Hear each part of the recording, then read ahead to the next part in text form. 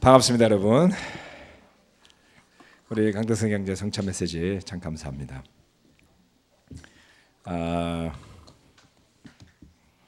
잠시만요. 사실 형제들이 돌아가면서 이제 성찬 쉐어링을 좀 부탁을 하면 굉장히 부담스러워해요. 그죠? 여기에 이렇게 서서 사실 시간은 그다지 길지는 않습니다. 나누는 시간은 5분 뭐 이렇게 남짓한데 나누시는 분들이 굉장히 부담을 느끼는 건 눈이 한 몇백 개가 이렇게 쳐다보고 있고, 더 중요하게 그 말을 나누면서 여러분이 느끼잖아요. 그 사람에 대해서. 그렇죠? 그분의 나누는 분의 마음, 믿음 이런 것들을 느끼는 자리다 보니까 굉장히 부담이 되는데, 아무튼 나누어 주시는 모든 분들께 저는 감사드리고요. 저는 얼마나 부담이 되겠습니까?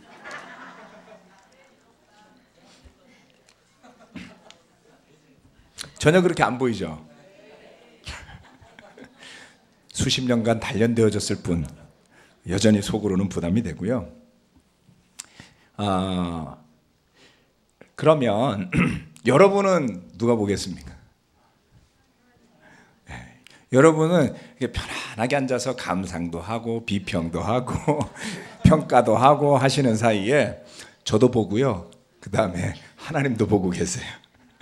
그래서 우리가 이 예배는 서로를 바라보는 자리가 아니라 우리가 하나님께 우리의 마음과 뜻을 드리는 그러한 예배가 되었으면 합니다.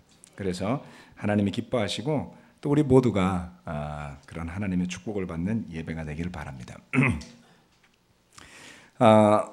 저는 최근에 성경을 두 가지로 공부하고 있습니다. 하나는 주제별로 성경 말씀을 공부합니다. 그래서 최근에 4월달 들어서 했던 몇몇 설교들은 바로 이제 그러한 설교죠. 부활에 대한 설교라든가, 그리고 바로 얼마 전에 했던 생명에 대한 설교라든가, 그러한 주제별로 주제별로 성경을 공부하기도 하고요. 또 다른 한 부분은 이제 강해에 대한 부분입니다. 각 성경들을 좀 더 심도 있게 들어가서 공부하고 또 그러한 것을 기록으로 남기고 하는 작업을 하고 있습니다만은, 오늘 제가 믿음에 대해서 좀 설교 말씀을 해야 되겠다라는 생각을 가지고 제가 주제별로 쭉 써놨던 글들을 그걸 다 설교를 한 건 아니니까요. 그 중에서 좀 찾아보려고 들어갔더니 믿음에 대한 그 글이 없더라고요. 그래서 믿음에 대한 설교 말씀을 준비를 하면서 이런 생각이 들었습니다. 믿음이라는 단어는 여기에 앉아 계신 여러분이나 저에게 있어서 너무 당연한 주제 아닌가요? 굉장히 뻔한 주제잖아요. 그렇죠? 그래서 그런 것을 말씀을 나누려고 하다 보면 잘못 말하면 굉장히 사족 같아 보일 것 같고요. 그리고 너무나 뻔한 주제일수록 항상 설교를 나누는 것이 조심스럽습니다. 그래서 제가 방법론으로 이야기하자면 이런 것이죠. 지극히 당연한 것을 매우 조심스럽게, 그러면서도 강력하게 확신에 차서 말해야만 하는 오늘 설교의 컨셉입니다. 어떻게요? 지극히 당연한 것을 매우 조심스럽고도 섬세하고도 강력하고 확신에 차서 말해야 되는, 그래서 오늘 설교가 어려운 설교입니다. 준비하기 어려웠다는 지금 고백을 하고 있는 거예요.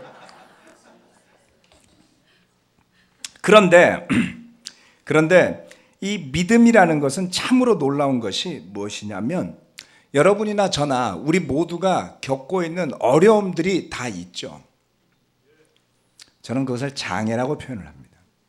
그런데 주변에 펼쳐져 있는 상황을 통해서 내 앞에 서 있는 그러한 어려움과 장애를 쉽지는 않지만 믿음을 가지고 한번 뛰어넘어 보는 것입니다.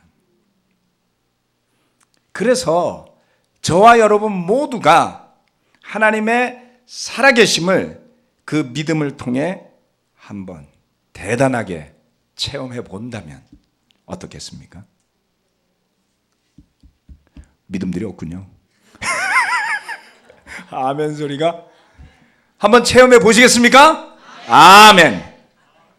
예. 제가 소리를 크게 해서 설교를 잘 안 하려고 해요. 사람들이 돌아갔더니 소리 지르는 것밖에 머리 안 남더라, 이런 소리들을 가끔 해서. 예. 오늘은 조금 졸릴까 봐 큰 소리로 하시는 분들도 계시죠. 깜짝깜짝 놀란다 그래서 저는 소리를 잘 안 지릅니다.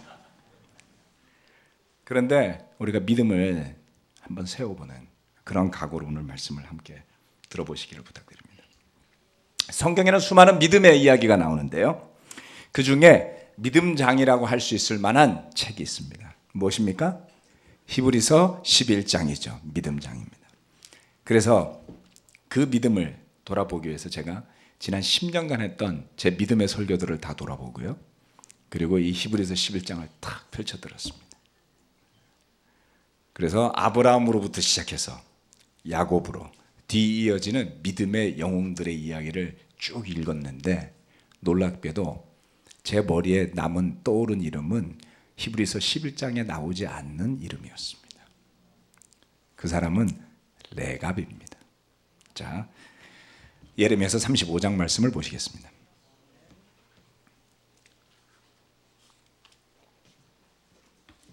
예레미야서 35장, 오늘 설교의 중심 구절들이 그 예레미야서에 나오죠. 35장.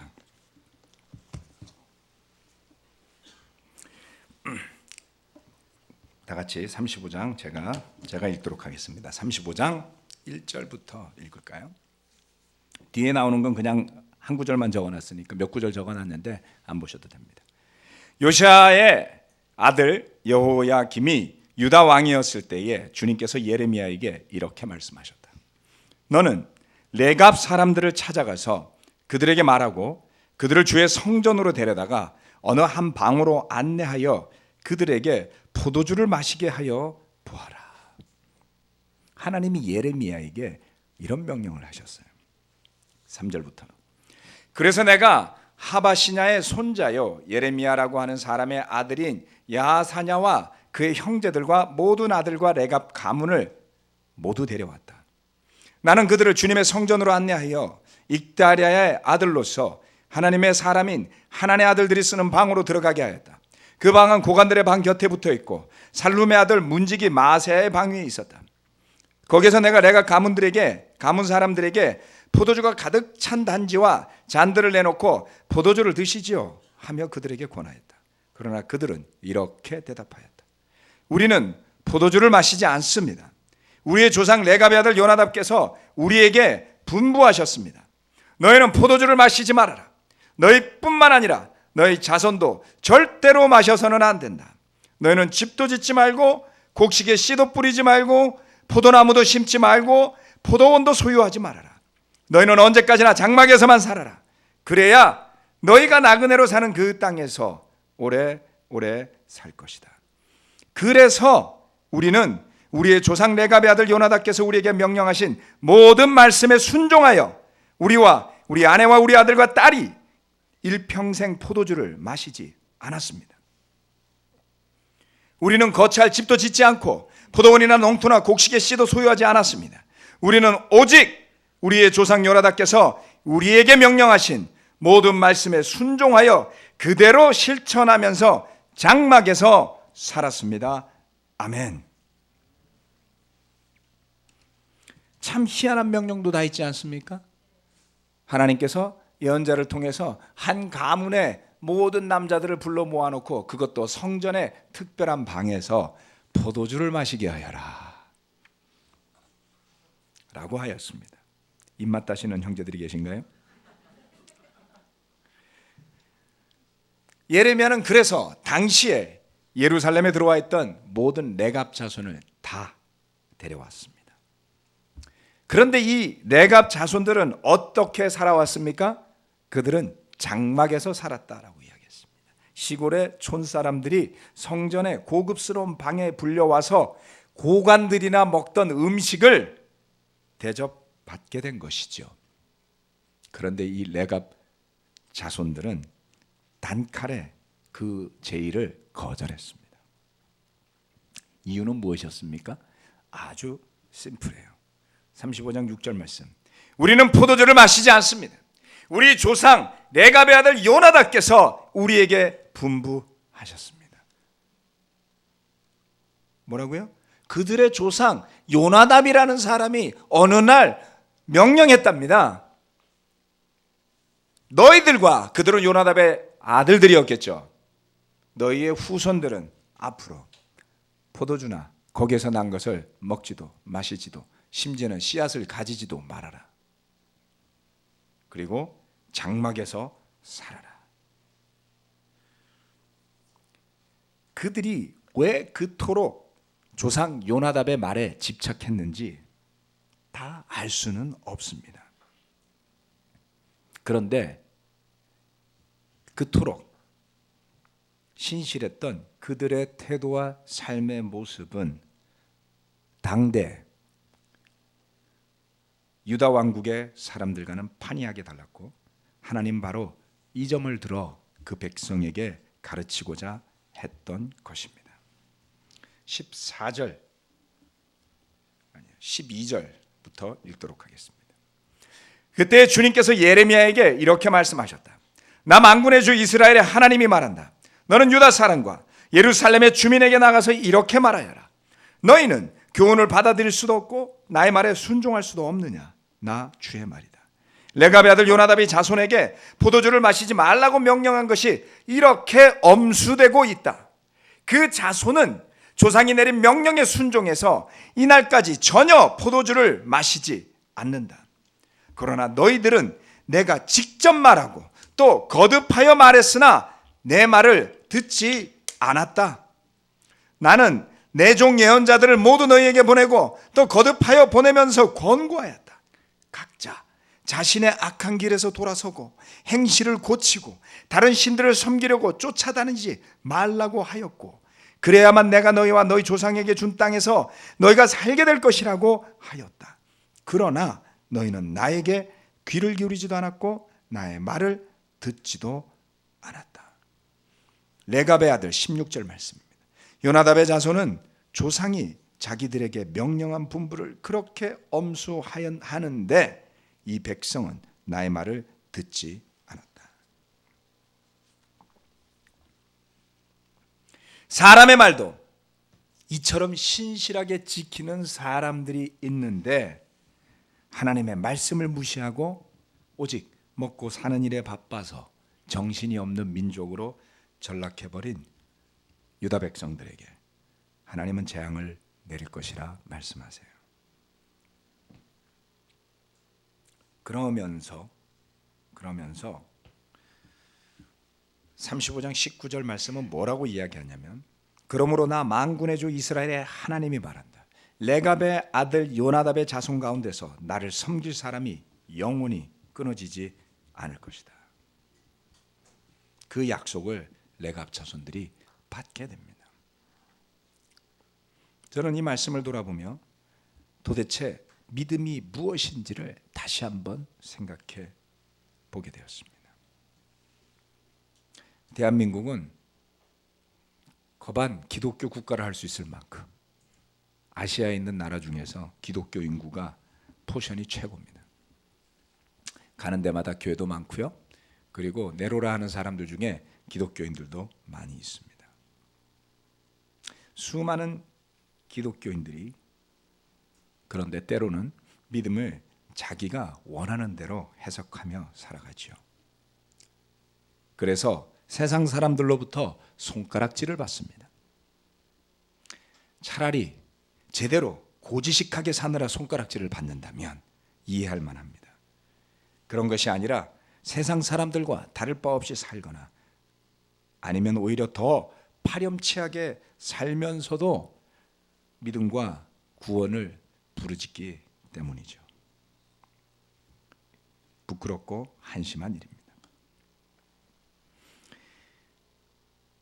우리가 그런데 믿음의 눈으로 정말 순수한 믿음의 관점에서만 한번 바라봅시다. 지금 여러분의 세상적인 마음 다 내려놓고 믿음의 관점에서만 바라본다면 저와 여러분이 이 세상에서 사는 이생이라고 말할 수 있는 이 삶의 가치와 하나님께서 하나님의 백성으로 불러서 하나님과 영원히 함께할 이 영생이라고 부르는 삶의 시간과 가치와 비교한다면 도대체 이 생에서의 삶은 얼마만큼의 가치가 있는 것일까요?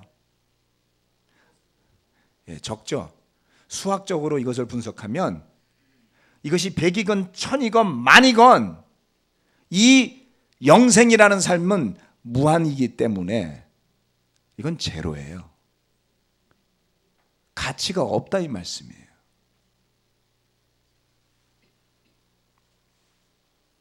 그런데 우리는 그것에 목숨을 걸다시피 하고 살고 있지 않습니까?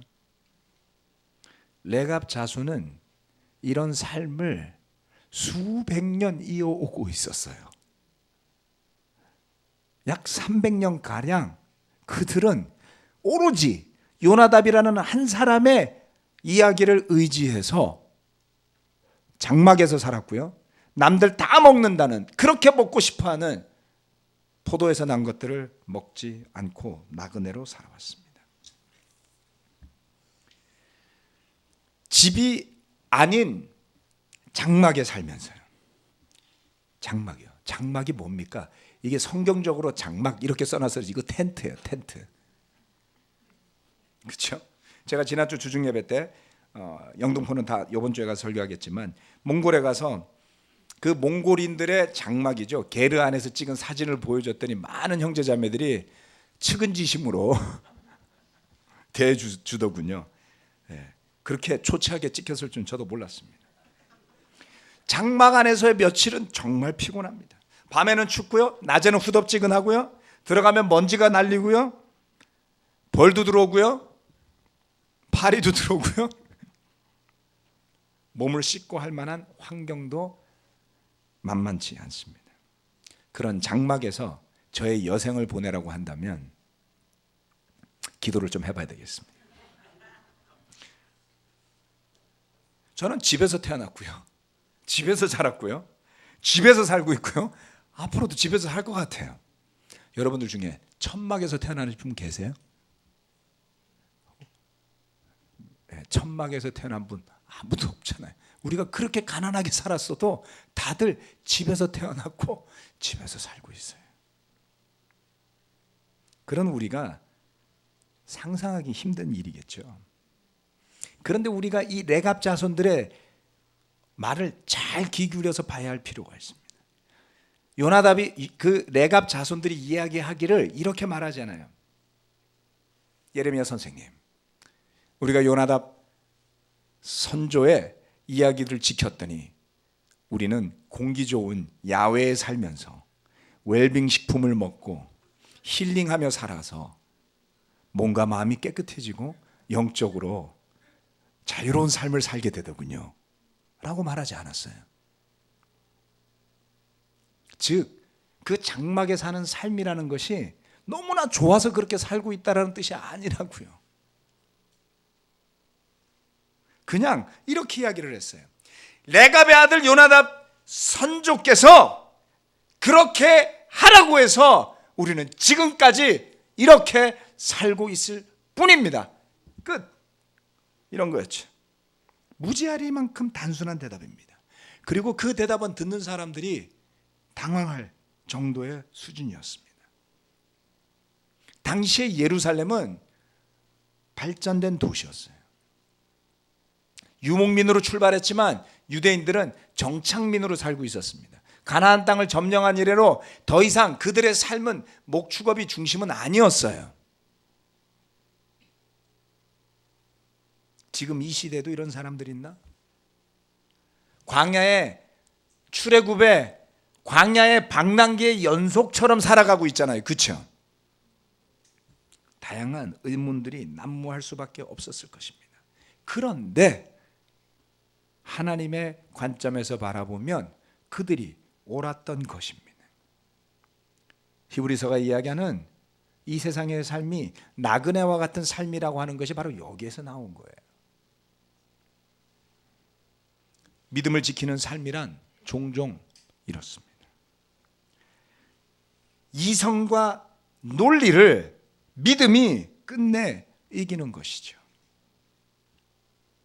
믿음이 감성을 끝내 이기는 것이죠. 그리고 그 믿음은 이 모든 것을 창조하신 창조주 하나님에 대한 것입니다. 믿음이라는 것은 내가 원하는 것이 무엇인지에 대한 것이 아니라 우주의 주인이고 창조주이신 그 하나님이 우리에게 무엇을 주시고자 하고 우리를 어디로 이끌고자 하시는지에 대한 것입니다. 우리가 지향하는 바는 과연 무엇입니까? 이 세상 속에서 한번 잘 살아보자는 것일까요? 새마을운동처럼 우리도 한번 잘 살아보려고 제자로 사는 것일까요? 아니면 모든 것을 버린다 할지라도 그 예수님께서 하신 말씀을 믿고 따라서 제자로 살자는 것일까요?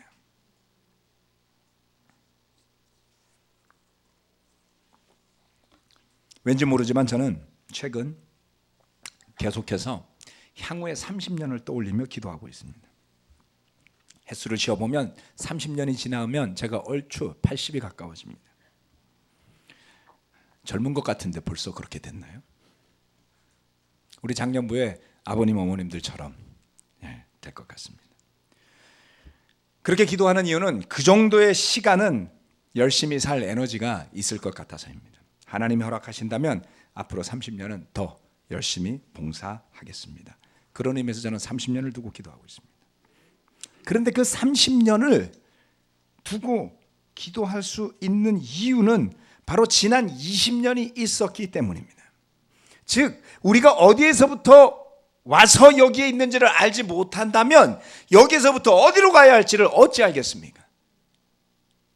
저와 여러분들은 예수님의 제자로 결심하기 이전에 도대체 어디로 가야 할지를 모르는 사람들 아니었습니까? 열심히 죄와 욕심에 충실하게 살다 보니 어느 날 내가 덩그러니 서 있다란 말이에요. 어디로 가야 할지 어찌 알겠습니까? 그것을 깨닫게 해준 것이 성경 말씀이요, 그리고 거기에서 벗어날 힘을 주었던 것이 예수님의 사랑이었습니다. 이것을 생각할 때 저는 교회로서 한 개인으로서 믿음을 가진 사람으로서 제가 어디에서부터 왔는지를 다시 한번 돌이켜보게 되었습니다. 그때 머리에 떠오른 문구가 있었어요. 이걸 이야기하면 처음 듣는 분들도 있을 거고요, 익숙하신 분들도 있을 겁니다. 이게 영어로 된 거예요. 심플하니까 그냥 들어보세요. Go anywhere, do anything. 어디든지 가서 무엇이든지 하라. 기억나시는 분들 계시죠? 오랜만에 들어보실 겁니다. 처음 들어보시는 분들은 아마 세례받은 지 10년 안팎의 분들일 것 같아요.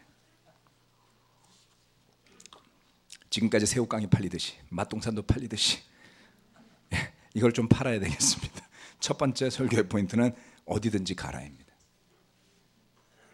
Go anywhere, do anything. 이게 성경에 어디 있는 말씀일까요? 네? 이거 되게 많이 이야기했었거든요. 네, 마태복음에요. 네. 여러 군데 나옵니다. 그렇죠? 그런데 이렇게 똑바로 이렇게 써놓은 건 없어요. 그래서 제가 두 개로 나눴습니다. 첫 번째, go anywhere. 누가복음 9장 23절입니다. 어디든지 가라. 이 이야기는 많이 나오죠. 대표가 누굽니까? 아브라함이에요. 내가 지시할 땅으로 가라. 하나님이 앞으로 지시해 줄 거니까 가라는 거예요. 그게 go anywhere예요. 어딘지 몰랐잖아요. 어디로 가야 할지도 모르고 떠난 사람이 아브라함이에요. 그래서 믿음의 시작은 뭐냐면 하나님께서 지시할 곳으로 가는 믿음입니다. 어디로 갈지 몰라요. 거기에 내 의지가 들어있지 않은 것입니다. 그리고 한참이 지난 뒤에 예수님은 이렇게 말씀하셨어요. 나를 따라오려거든 나를 따라오려는 사람은 예수님을 따라 어디든 갈 수 있어야만 하는 겁니다. 이것이 바로 제자의 결심 아니었습니까? 누구든지 제 목숨을 구하려고 하는 사람은 잃을 것이요, 누구든지 나를 위하여 제 목숨을 잃는 사람은 목숨을 구할 것이다. 어떤 목숨이요? 영생이죠. 자기 목숨까지 버릴 각오로 그 앞에서 못할 일도 못 갈 곳도 없는 것이죠. 제자로서 살아갈 때 우리는 그것을 대단히 여기지 않습니다. 당연히 마땅히 해야 할 일이었던 것이죠. 믿음은 복잡한 것이 아닙니다. 예수님을 사랑하고 또 이웃을 사랑하는 그런 것에 불과한 것입니다. 여러분, 레갑 자손을 레갑 자손답게 만들었던 것은 무엇이었습니까? 족보가 아니었어요. 그것은 그렇게 사는 모습이었고 그것을 지키고 있는 확신이었습니다.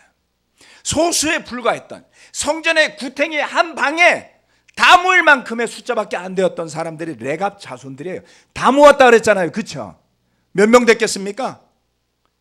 제가 성전방 사이즈를 재보지 않아서는 잘 모르겠습니다만은 100명도 안 됐을 거요.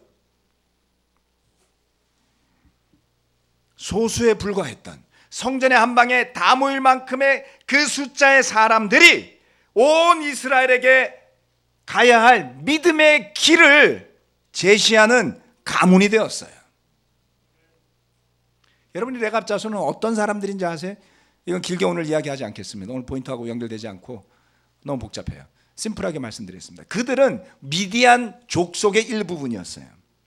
미디안 족속은 역사적으로 보면 중립적이지만 시간이 지나갈수록 이스라엘에게서는 좋지 않은 민족이 되었죠. 그렇죠? 그 미디안 사람 중에 좋은 일을 한 사람도 있었습니다. 대표가 모세의 장인 이드로죠. 모세의 아내가 미디안 사람이었어요. 그런데 그 후손들이 겐 사람이라고 해서, 케나이트라고 되어 있습니다. 영어로 케나이.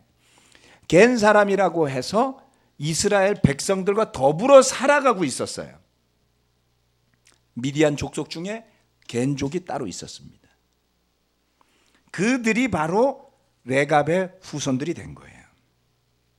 놀라운 것은 무엇이냐면 그 레갑 자손들이 등장하는 구절들은 죄다 믿음과 관련이 되어져 있습니다. 시작부터 끝까지 레갑 자손들은 성경에 믿음과 연관된 일에 등장합니다. 시종, 일관, 신실하게 살았기 때문이었죠.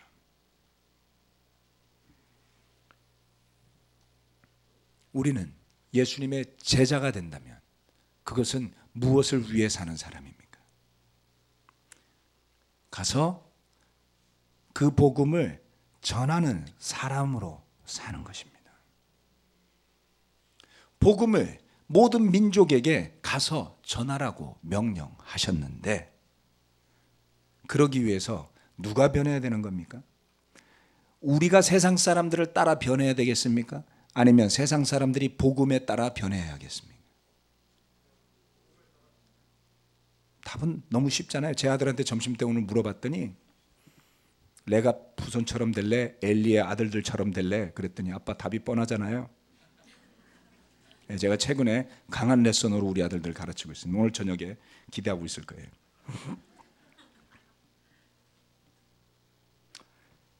여러분, 모든 민족에게 복음이 전파되기 위해서는 우리가 세상을 따라 변화되어야 할 것이 아니라 그 모든 민족이 복음 앞에 와서 무릎을 꿇고 세상을 벗어나 예수님의 길로 들어서야만 되는 것이죠. 그 믿음이 살아 있어야 합니다.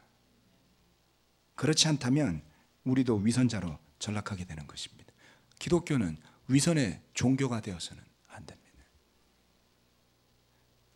은혜는 위선을 커버하는 도구가 되어서는 안 돼요.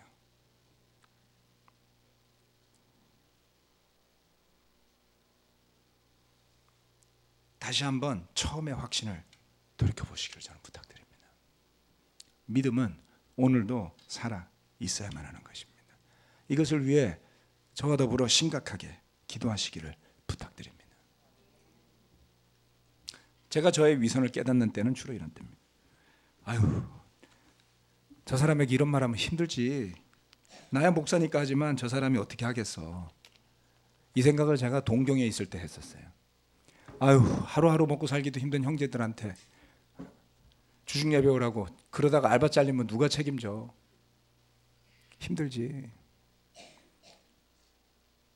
제가 이중의 기준을 갖고 있는 걸 봤어요. 중간중 회개했습니다. 그러면 그러다가 믿음 잃어버리고 하나님을 떠나면 그게 누구를 위한 거예요?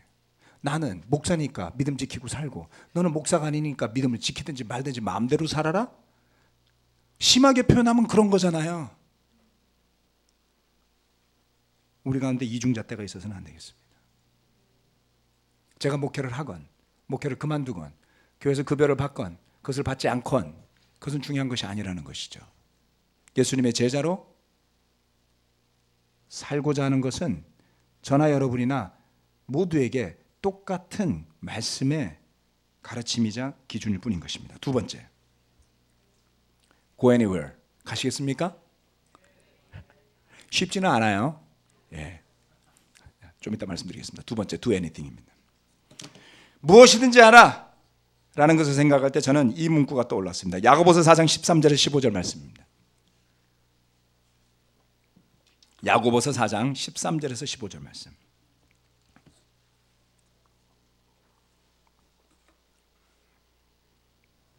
오늘이나 내일 어느 도시에 가서 1년 동안 거기에서 지내며 장사하여 돈을 벌겠다 하는 사람들이여 들으십시오. 여러분은 내일 일을 알지 못합니다. 여러분의 생명이 무엇입니까? 여러분은 잠깐 나타났다가 사라져버리는 안개에 지나지 않습니다. 도리어 여러분은 이렇게 말해야 할 것입니다. 주님께서 원하시면 우리가 살 것이고 또 이런 일이나 저런 일을 할 것이다. 야고보는 예수님의 동생이었어요. 그는 나중에 예루살렘 교회 지도자가 되었습니다. 그런데 어느 틈엔가 교회에는 장사하여 돈을 벌겠다는 사람들이 많아졌던 것 같습니다. 야고보는 그들을 보며 이 글을 적게 됩니다. 여러분, 우리는 내일 일을 알지 못합니다. 장사하여 돈을 벌겠다는 것이 나쁜 것은 아니지만 주님이 빠져버린다면 여러분은 안개처럼 사라져버리는 존재가 될 수도 있습니다. 이렇게 경고했던 것이죠. 그의 말처럼 우리는 내일 일을 알지 못합니다. 얼마 전 메르스가 퍼져나갈 때 그 응급실에 있었던 누군가는 자기 옆에서 기침을 하던 사람이 그동안 봐왔던 여느 환자와 같다고 생각했겠지만 그날만큼은 달랐죠.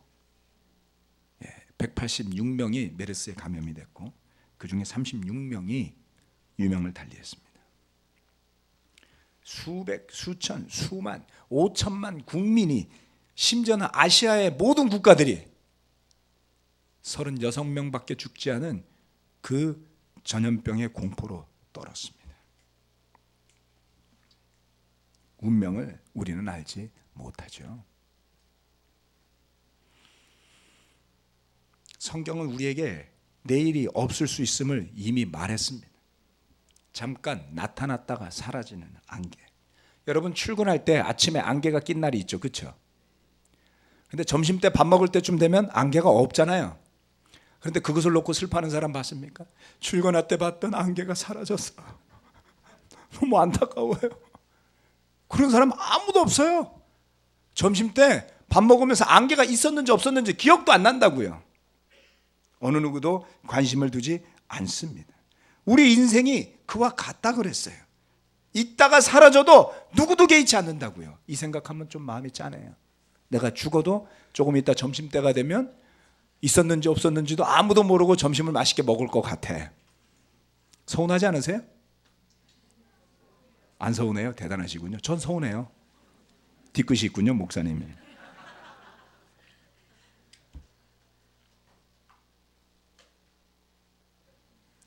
있다가 사라져도 누구도 개의치 않을 인생입니다. 하나님이 이미 말씀하셨어요. 우리 가운데 가족을 급작스럽게 잃어버린 사람들이 많습니다.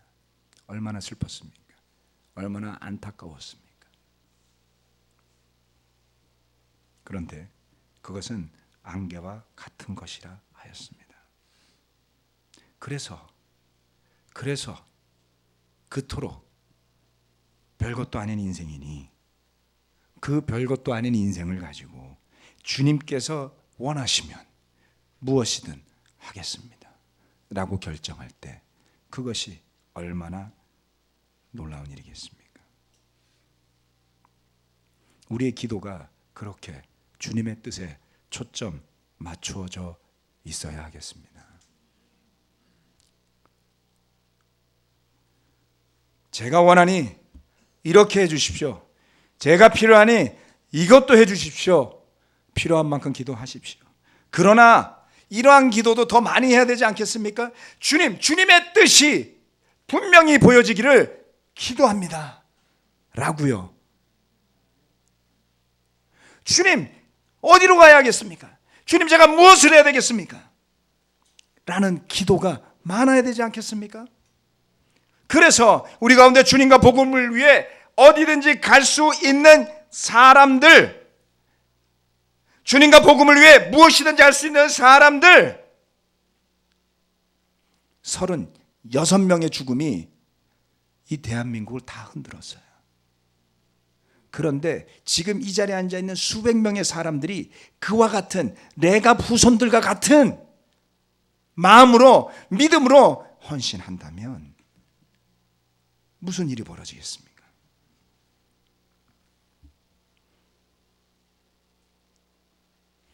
그렇게 함께 할 수 있고 그런 일들이 일어날 때에는 지금 우리가 겪고 있는 앞에서 엎어져서 넘어갈 수 없을 것만 같은 그런 문제들이 아마도 안개보다 빨리 사라질 겁니다. 다른 누군가가 변화되기를 앉아서 기다리지 마십시오. 스스로 주님 앞에 나가서 스스로 변화되어서 그 주님의 뜻대로 살아갈 수 있는 믿음의 사람들이 되도록 힘써야 하리라 생각합니다. 우리가 그렇게 할 만한 능력을 가지고 있지는 않습니다. 그러나 하나님이 허락하시면, 이 말씀 이야기했죠. 주님께서 원하시면, 그리고 주님께서 허락하시면 우리가 살기도 하고 이런저런 것을 하겠습니다. 이것은 나쁜 것도 틀린 것도 자기의 의를 쌓는 일도 아닙니다. 올 초에 정도현 목사님이 교회 여러 가지 상황이 어려운 과정 속에서 갑자기 목회자들 사이에서 폭탄 선언 비슷한 걸 하셨어요. 내가 대전에 미션팀으로 가겠다. 옛날 같으면 형님 무슨 말씀이세요? 지금 때가 이런데 좀 생각 좀 하고 말씀하세요. 이렇게 이야기를 했을 거예요. 그런데 이번에는 고마웠어요. 왜요? 그게 마땅, 응당, 제자로서, 목사는 필요도 없어요. 제자로서 가져야 될 마음이죠. 아멘. 시원하다 빨리 가라 이런 뜻이 아닙니다, 여러분. 가면 곤란해요. 저도 우리 교회도 곤란하고. 그것이 아니라 그런 마음으로 당장이라도 하나님께서 원하신다면 어디든 가고자 하는 마음이 우리 모두에게 있어야 한다는 것이죠.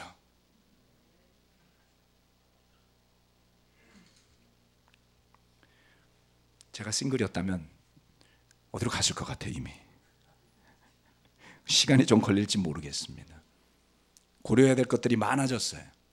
하지만 하나님의 뜻은 살아있고 조금 더 시간이 걸린다 할지라도 반드시 그 일이 일어날 것이라 믿습니다. Go anywhere, do anything 하자는 겁니다. 어디든 가서 무엇이든 주님의 뜻을 이루는 제자들로 교회로 거듭납시다. 아멘. 마치겠습니다.